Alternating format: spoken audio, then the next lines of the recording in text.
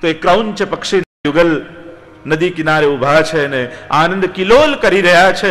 એને જોઈને વાલ્મીકીને પ્રસન્નતા થઈ અને ત્યાં જ પાછળ છુપાયેલા પારધીએ એ બાણથી વીંધી નાખ્યું એ નરને. પ્રલાપ કરવા લાગી એ માદા ક્રૌંચ પક્ષી અને અનુષ્ટુપ છંદ વાલ્મીકીજીના મુખમાંથી નીકળ્યો. વિષાદ થયો, મનમાં શોક થયો કે અરે મને ક્રોધ કેમ આવ્યો. શિષ્યોએ કહ્યું કે આપનો ક્રોધ એ કોઈ ભગવત કારણ માટે છે. આને જ કોઈ નવી દિશા આપી દો. તમારા મુખમાંથી પ્રથમ અનુષ્ટુપ છંદ એમાં પ્રગટ થયો અને આમાં એવી કોઈ રચના કરો સમગ્ર જગતને આનંદ આપનારી થઈ જાય. વિષાદનો પ્રસાદ બન્યો અને વાલ્મીકી રામાયણ પ્રગટ. મહાકાવ્ય ભગવદ ગીતા નકાંક્ષે વિજય કૃષ્ણ. શોક થયો, મોહ થયો અર્જુનને, એના પ્રસાદ રૂપે ભગવદ ગીતા મળે. શિક્ષાપત્રમાં પણ કોઈનો શોક રહેલો છે. આગળ જેમ કથાનું ચરિત્ર જોઈશું એમ આપણે એનું અવલોકન કરીશું. શિક્ષાપત્રમાં કોઈ વિસ્તારથી કથા નથી, આમાં ઉપદેશો જ છે. એટલે ઘણીવાર અન્ય કથાઓમાં જેવો રસ આવે કે એમાં સ્ટોરી હોય, કોઈની વાર્તા હોય, અહીંયા તો સીધા શિક્ષા અને પત્ર છે, ઉપદેશ છે. આજનો સમય એ આદેશનો છે, આ સલાહનો છે, આજ્ઞાનો સમય નથી. તો ઘણીવાર જે પ્રાચીન કાળનો સમય હતો એ આજ્ઞાનો સમય હતો. ગુરુ કંઈ પણ મુખમાંથી, ગુરુના મુખારવિંદમાંથી નીકળે એને સલાહ, એડવાઇસ ન સમજતા, એને ઓર્ડર સમજતા. આ આજ્ઞા થઈ છે. એટલે જ આપણે ત્યાં શબ્દ છે કે આપશ્રીની આજ્ઞા છે. સેવા કૃતેર ગુરુ આજ્ઞા. અને હવેનો સમય સલાહનો છે કે આ મારી એડવાઇસ છે, તમને ગમે તો માનજો. પણ સલાહમાં ખામી એ રહી જાય કે એમાં જો આપણે જ નક્કી કરવાનું હોય કે શું કરવું, તો પછી જીવનું કલ્યાણ ક્યાંથી થાય. તો 41 શિક્ષાપત્રમાં હરિરાયજીના ઉપદેશને આપણે લોકો તો આજ્ઞા માનીને જ સાંભળીશું. આમાં ક્યારે તમે હરિરાયજીની સલાહ ન સમજશો. વૈષ્ણવે તો આજ્ઞા સમજીને સ્વીકારવાનું. સત્સંગના કેન્દ્રમાં હરિરાયજીની વાણી અને એમાં પણ શિક્ષાપત્ર જે સર્વ સંદેહના નિવારક છે. માનસમાં પણ તુલસીદાસજી કહે છે ને, તબ ही होए सब संशय भंगा, तब ही होए सब संशय भंगा, तब ही होए सब संशय भंगा, तब ही होए सब संशय भंगा, बहुकाल करिए सत्संगा, बहुकाल करिए सत्संगा. માનસમાં તુલસીદાસજી કહે કે સંશય ભંગ ક્યારે થાય? બહુકાલ કરીએ સત્સંગા. ઘણીવાર થોડી ક્ષણોનો સત્સંગ જીવની અંદર ખળભળાટ મચાવે, મનમાં અનેક પ્રકારના સંશયો જગાવે. સંશયના નિવારણમાં સૌથી પહેલા શોક પ્રગટ થાય. અરે આ બધું કરવું જોઈએ પણ થતું નથી, એટલે મનમાં શોક આવે. અને શોક મનમાં આવ્યો અને સતત વૈષ્ણવ સત્સંગમાં જોડાયેલો રહે તો એ જ વિષાદ પ્રસાદમાં ફેરવાઈ જાય. बिनु सत्संग न हरि कथा, तेहि बिनु मोह न भाग, और मोह गए बिनु राम पद, होई न दृढ़ अनुराग. અને મોહ ન મરે ત્યાં સુધી દ્રઢતા હોતી નથી.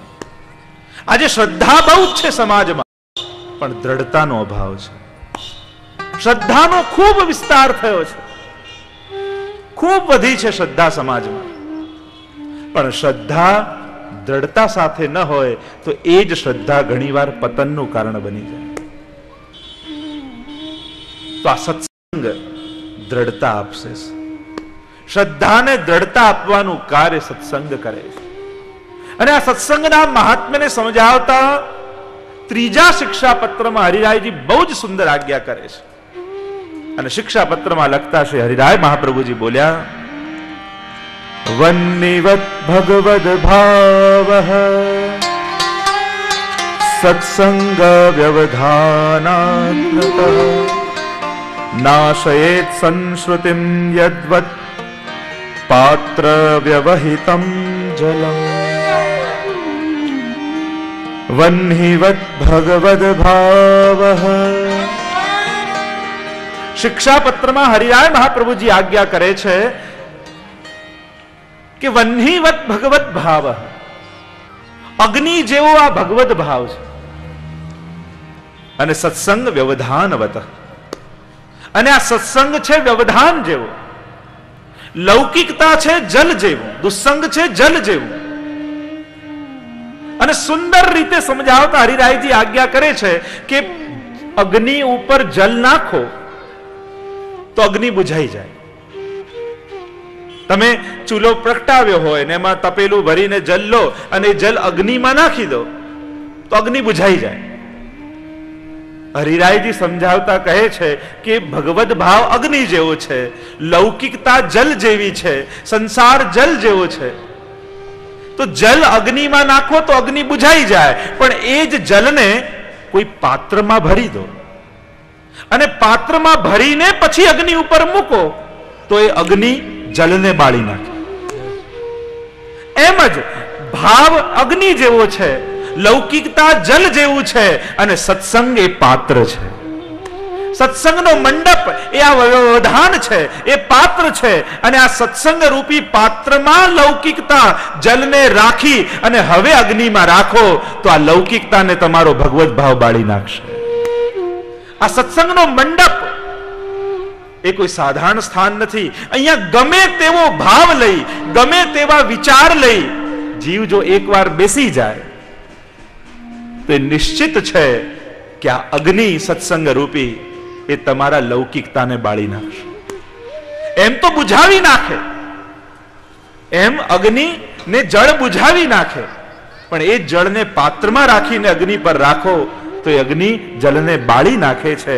એમ જ આ સત્સંગ રૂપી, સત્સંગ સભા રૂપી પાત્રમાં બેસી અને જ્યારે તમે લૌકિક ભાવનાઓ લઈને પણ બેસો છો તો આ ભગવત ભાવ રૂપી અગ્નિ તમારી લૌકિકતાને સમાપ્ત કરી દેશે.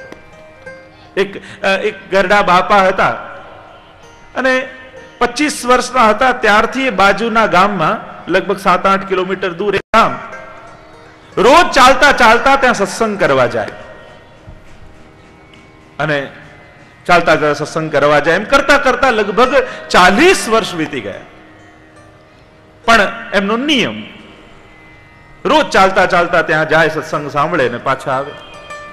હવે 65 વર્ષના, લગભગ 65-70 વર્ષના થઈ ગયા. ચાલતા ચાલતા હજી એ નિયમ ને રોજ બાજુના ગામમાં સત્સંગ કરવા જાય.